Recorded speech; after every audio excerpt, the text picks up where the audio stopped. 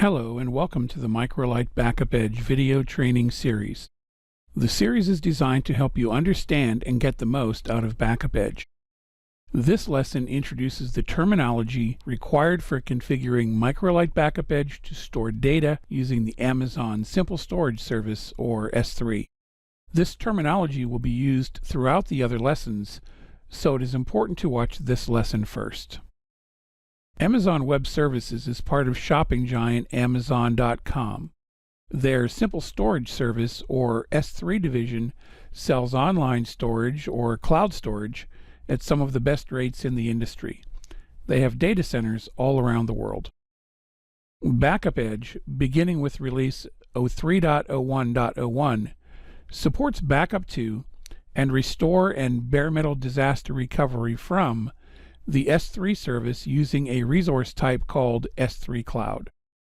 Before attempting to use BackupEDGE with Amazon S3, remember that on the server side, you'll need functioning DNS, accurate time, and of course, a valid Amazon billing account, which we'll call a master account. This may be the same account you use for regular Amazon purchases. The terms we'll use in this and other related lessons include a bucket, a uniquely named top-level storage folder.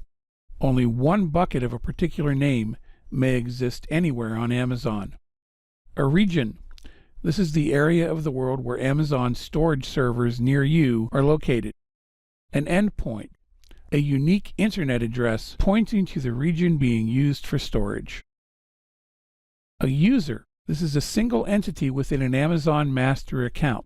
Unlimited users with individual credentials and permissions may exist within a single master account. An access key ID. This is an Amazon-generated ID string created for each user or group. It is always visible to the master account holder. A secret key ID. This is a unique Amazon-generated private code used in conjunction with the access key ID. This code must be written down or copied after creation, as it will only be displayed once. A group. Users may be added to a group, and security may be assigned at the group level. However, groups won't be part of this training. Finally, we'll need to create a policy for the user. A policy is a method for limiting user access to a bucket based on specific rules. At least one policy must be attached to each user.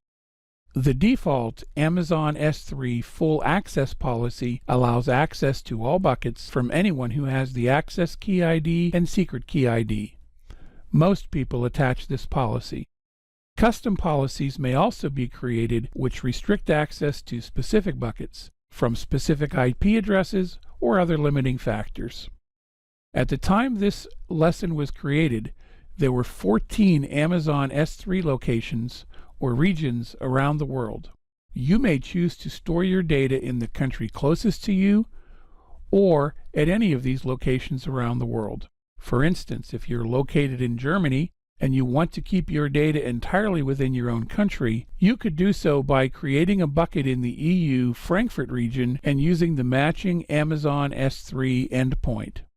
The next lesson in this series will demonstrate creating a bucket in the U.S. East or Northern Virginia region, which is the Amazon S3 default region. Using BackupEDGE with Amazon S3 first requires actions to be taken on the Amazon side for initial setup.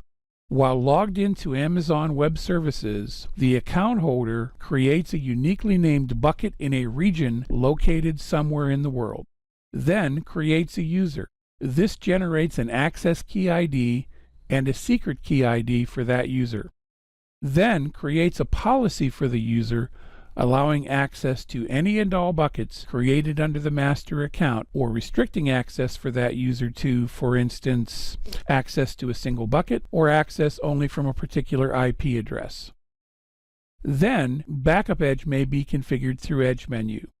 While logged into Edge menu, the administrator creates a new S3CLOUD resource providing the bucket name, a unique directory name within the bucket for backups, the access key ID, the secret key ID, the endpoint address of the region where the bucket was created, and standard quota and compression level information for any BackupEDGE resource.